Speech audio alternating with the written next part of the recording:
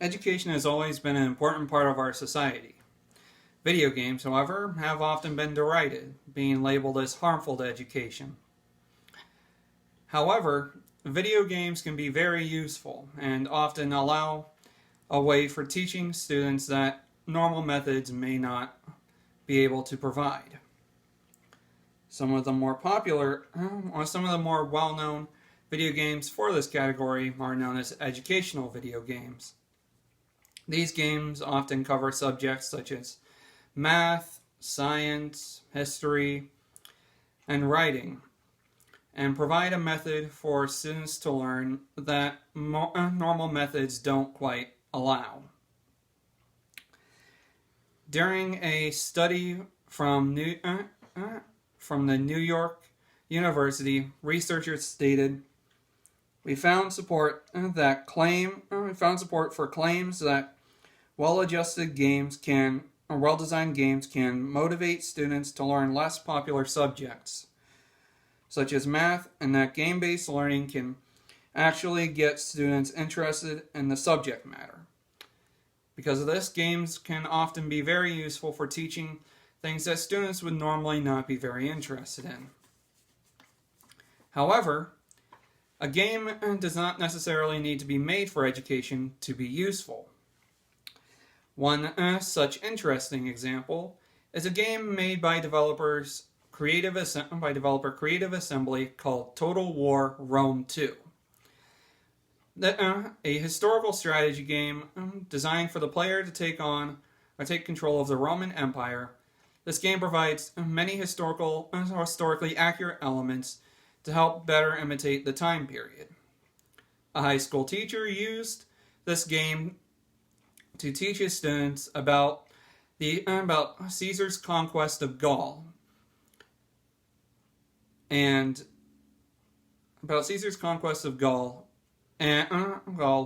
the students took turns taking control of the empire and making decisions, where they learned about the precarious political position that the empire was in at the time, and the various decisions that had to be made in order to keep the empire running.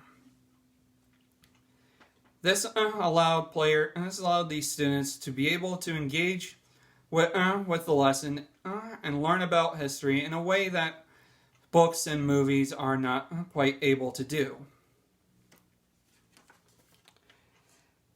Games can also be used to inspire creativity and build teamwork skills. One such game that's good at this is Minecraft. It's a 3D game based around building structures using 1-meter blocks. The idea behind it, the game can also be played cooperatively, allowing players to work together to build these structures. During an interview with BBC, Ireland-based Culture Tech Chief Executive Mark Nugurski talked about how incorporating Minecraft into school lessons has helped to engage students, saying, "The plant life period is a part of history that can be quite dry. So anything that helps pupils take it in better has to be a good thing." He later talks about how students work together on these projects, building teamworking skills, which for many are very important later in life as they move on to larger projects. Finally, video games can help brain development by encourage critical thinking skills in children. In an article from honorsociety.org, author Lindsay Hollis wrote, "Games that require players to search, negotiate, plan various approaches in order to advance to a new level, and implement strategies can help improve children's brain development.